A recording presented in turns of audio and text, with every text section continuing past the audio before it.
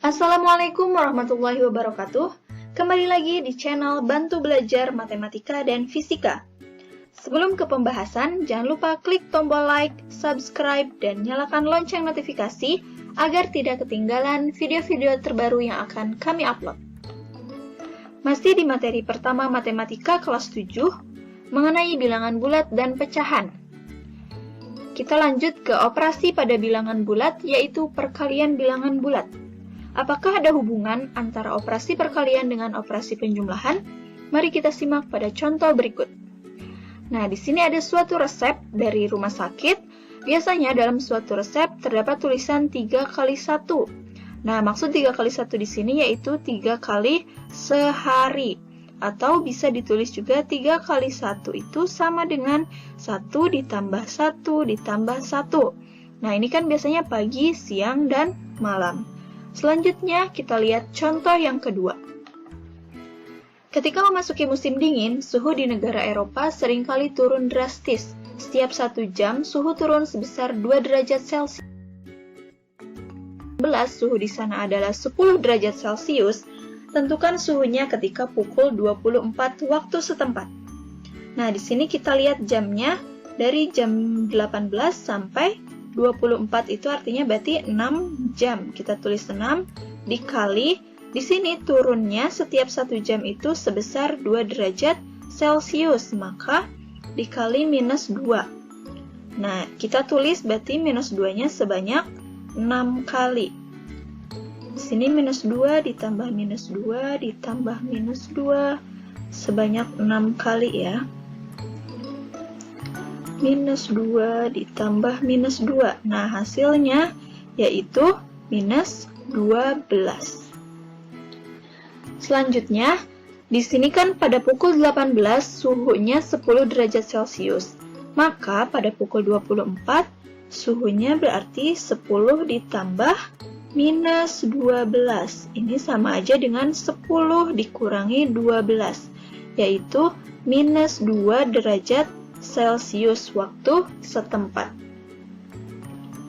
Nah, secara umum untuk N elemen bilangan bulat positif dan A elemen bilangan bulat, N dikali A diartikan menjumlahkan A sebanyak N kali. Maka kaitannya antara perkalian dengan penjumlahan adalah N dikali A sama dengan penjumlahan A sebanyak N kali. Nah, untuk sebarang bilangan bulat berlaku ketentuan sebagai berikut. Nah, ini seperti yang sudah saya bahas di video sebelumnya, ketika tandanya sama, positif-positif atau negatif-negatif, maka hasilnya yaitu positif. Ketika positif dikali negatif atau negatif dikali positif, tandanya berbeda, maka hasilnya akan negatif. Selanjutnya kita lihat sifat-sifat pada perkalian. Yang pertama ada sifat tertutup. Sifat tertutup itu maksudnya ketika bilangan bulat dikali dengan bilangan bulat, maka hasilnya juga akan bilangan bulat. Selanjutnya yaitu sifat komutatif atau sifat pertukaran. Ketika suatu A dikali B bisa ditulis sama dengan B dikali A. Lalu memiliki identitas. A dikali 1 sama dengan 1 dikali A sama dengan A. Nah, di sini maksud identitas di sini, ketika suatu bilangan bulat dikali dengan 1, maka hasilnya akan bilangan bulat itu sendiri.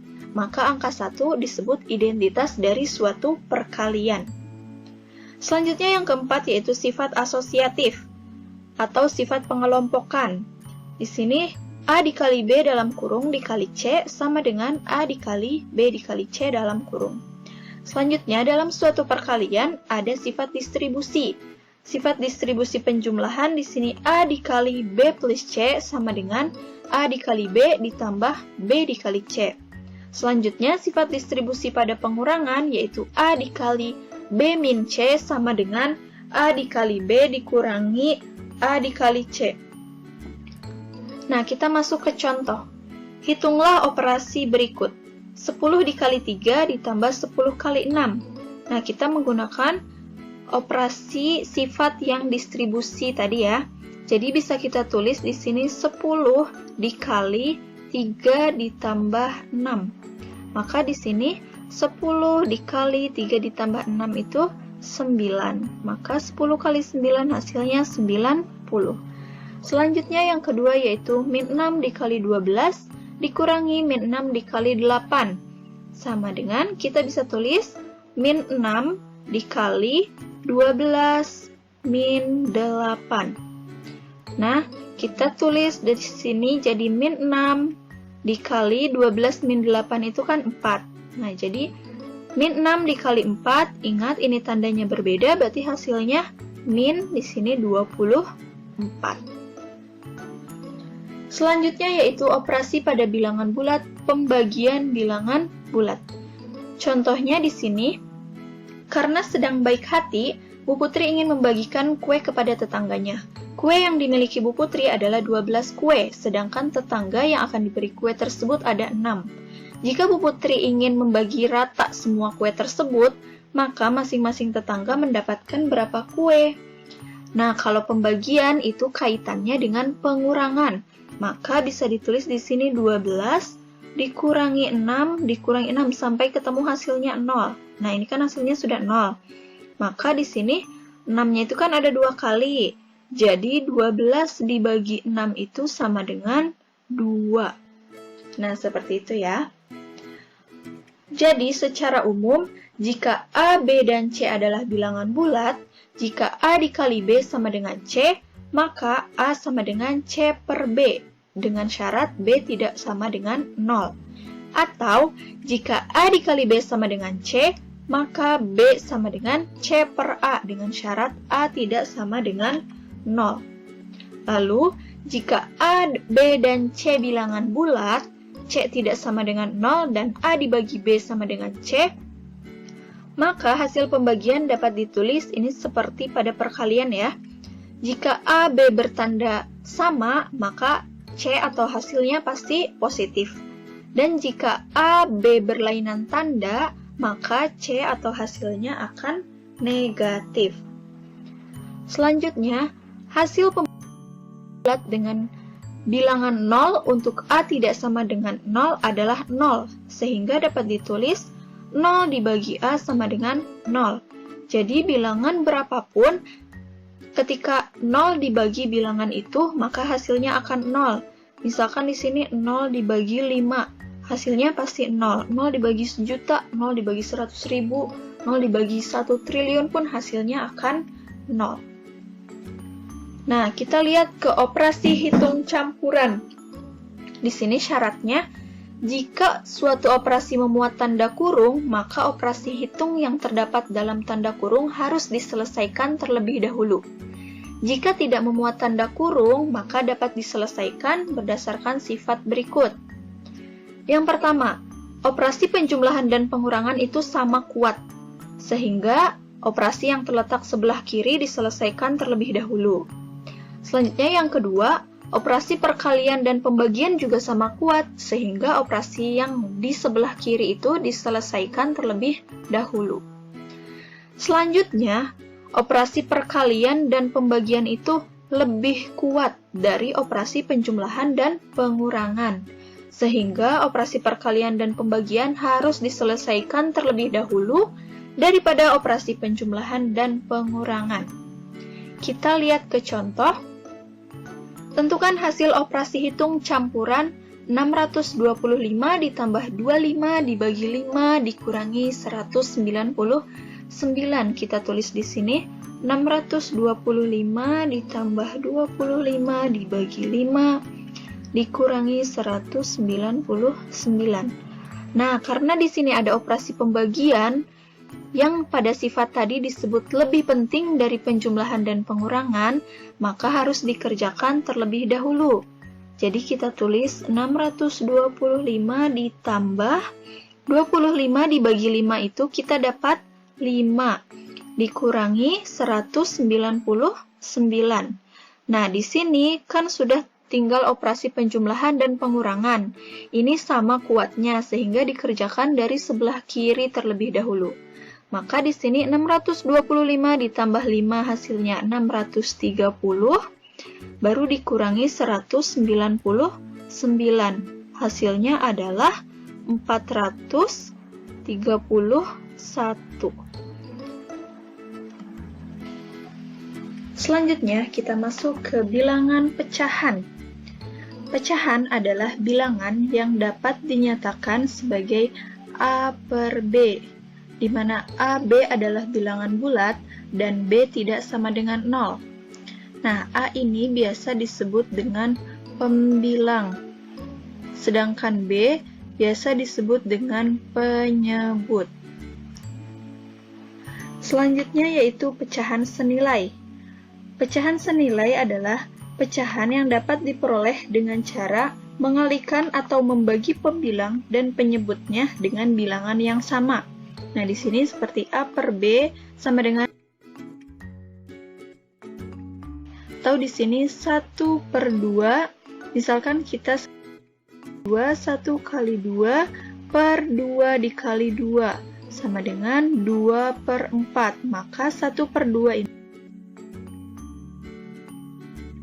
Selanjutnya yaitu menyederhanakan penyebut. Nah, untuk rumusnya yaitu A per B sama dengan A dibagi Q per B dibagi Q. Misalnya di sini 12 per 8. Nah, kita cari pembaginya itu menggunakan FPB. FPB dari 12 dan 8 kan 4. Maka di sini kita tulis 12 bagi 4 per 8 dibagi 4. Maka diperoleh 3 per 2. Selanjutnya yaitu mengubah bentuk pecahan campuran menjadi pecahan biasa. Nah, di sini rumusnya A, B per C sama dengan A dikali C ditambah B per C. Di sini misalkan 1, 2 per 3. Maka diperoleh ini untuk penyebutnya 3, dan untuk pembilangnya jadi 1 dikali 3 ditambah 2. 1 dikali 3, 3 ditambah 2, 5. 5 per 3. Nah, jadi 1, 2 per 3 suatu pecahan campuran jika diubah menjadi pecahan biasa yaitu menjadi 5 per 3. Selanjutnya mengubah pecahan menjadi desimal. Nah, ubah penyebutnya menjadi 10, 100, ataupun 1000. Misalkan di sini 2 per 5. Kita ubah penyebutnya menjadi 10, maka 5 dikali 2. Karena penyebutnya dikali 2, maka pembilang pun akan dikali 2. Sehingga diperoleh 4 per 10. Nah, 4 per 10 itu sama dengan 0,4. Selanjutnya yaitu mengubah pecahan menjadi persen. Caranya yaitu ubah pecahan menjadi pecahan senilai dengan penyebut 100 atau mengalihkan pecahannya dengan 100%. Misalkan di sini 8 per 5. Di sini kita ubah 5-nya menjadi 100, jadi 5 dikali 20, dan 8 pun dikali 20. Maka diperoleh 160 per 100. Nah, di sini kita peroleh 160 per 100 itu adalah 1,6. Selanjutnya itu membandingkan dua pecahan. Beberapa pecahan dapat dibandingkan nilainya dengan tanda kurang dari, lebih dari, sama dengan, lebih dari, sama dengan, dan kurang dari, sama dengan. Jika penyebut keduanya sama, maka bandingkan pembilangnya saja. Jika penyebutnya beda, maka samakan dulu penyebutnya dengan menentukan KPK. Nah, kita lihat contohnya. Yang pertama 2 per 3 dan 5 per 15. Karena di sini penyebutnya beda, nah kita bisa menggunakan pecahan senilai. Kita tulis 2 per 3 ini kita ubah penyebutnya menjadi 15. Jadi di sini 3 dikali 5, maka atas juga 2 dikali 5. Maka diperoleh 10 per 15. Nah, setelah 10 per 15, maka bisa kita bandingkan dengan 5 per 15. Jadi di sini penyebutnya sudah sama, pembilangnya baru bisa kita bandingkan. 10 lebih besar dari 5, maka ditulis lebih dari. Contoh yang selanjutnya yaitu 3 per 4 titik-titik 2 per 3. Cara yang kedua yaitu bisa mengalih silang seperti ini. Nah, jadi nanti 3 dikali 3 yaitu 9, dan 4 dikali 2 yaitu 8. Untuk penyebutnya dikalikan 4 dikali 3, itu 12 kita dapat. Nah, jadi setelah penyebutnya sama, kita tinggal bandingkan pembilangnya. 9 8, berarti kan lebih besar. Nah, selanjutnya yaitu mengurutkan pecahan. Mengurutkan pecahan dapat dilakukan dari yang terkecil atau dari yang terbesar. Hal yang harus dilakukan adalah menjadikan semua pecahan ke dalam bentuk yang sama. Di sini yang pertama yaitu 1/5. Kita ubah dulu ke pecahan biasa menjadi 5. 1 kali 5 ditambah 1. Di sini 6/5. Kita ubah lagi menjadi desimal. Di sini 5 kali 20, 6 kali 20. Sama dengan 120/100. Kita peroleh 1,2. Selanjutnya yaitu 0,8, tidak usah diubah, dan yang ini 60 itu sama dengan 60/100, yaitu 0,6. Lalu 7/8. Di sini kita ubah pecahannya menjadi 100, 8 dikali 12,5. Sehingga atas juga 17 dikali 12,5. Nah, 8 kali 12,5 kita peroleh 100, 7 dikali 12,5 adalah 87,5. Jadi hasilnya adalah 0,875. Nah, setelah kita lihat semua, kita urutkan dari yang terbesar. Terbesar yang pertama adalah 1,2. Kita tulis 1/5 pecahan awalnya. Lalu setelah 1,2 kita dapat ini 7/8. Setelah 7/8 kita dapat yang 0,8, lalu baru 60%. Seperti itu urutan dari yang terbesar ke terkecil. Selanjutnya yaitu penjumlahan dan pengurangan bilangan pecahan. Nina membeli 1/4 kilo buah jeruk, tetapi mengingat temannya akan datang ke rumah, ia membeli lagi 3/4 kilo buah jeruk. Berapa kilo berat jumlah keseluruhan jeruk? Nah, tinggal dijumlahkan aja 1/4 ditambah 3/4. Karena di sini penyebutnya sudah sama, maka tinggal jumlahkan pembilangnya. 1 ditambah 3 kita dapat 4. 4 dibagi 4, 1. Jadi berat jeruk keseluruhan yang dibelinya adalah 1 kilo. Contoh yang selanjutnya, karena sedang mendapatkan nilai bagus di sekolah, As'ad membawa sebuah kue dan ingin berbagi kue yang ia miliki kepada Heri dan Sugeng. Heri diberi 1/4 bagian, sedangkan Sugeng mendapatkan 2/5 bagian. Berapa bagian yang dimiliki oleh As'ad? Maka kita hitung seperti ini. 1 dikurangi 1/4 yang untuk Heri ditambah 2/5 yang untuk Sugeng. Maka 1 dikurangi, di sini kita samakan penyebut dengan cara dikali. 4 kali 5, 20, lalu di sini kali silang 5 dikali 1, 5, ditambah 4 dikali 2 itu 8. Maka kita peroleh 1 dikurangi 13/20. Karena 1 itu bisa ditulis 20/20 ya, dikurangi 13/20. 20 dikurangi 13 kita dapat 7/20. Nah, jadi bagian yang dimiliki oleh As'ad itu adalah 7/20. Sekian video untuk materi kali ini. Selanjutnya, tunggu video selanjutnya ya. Kurang lebihnya mohon maaf. Wassalamualaikum warahmatullahi wabarakatuh.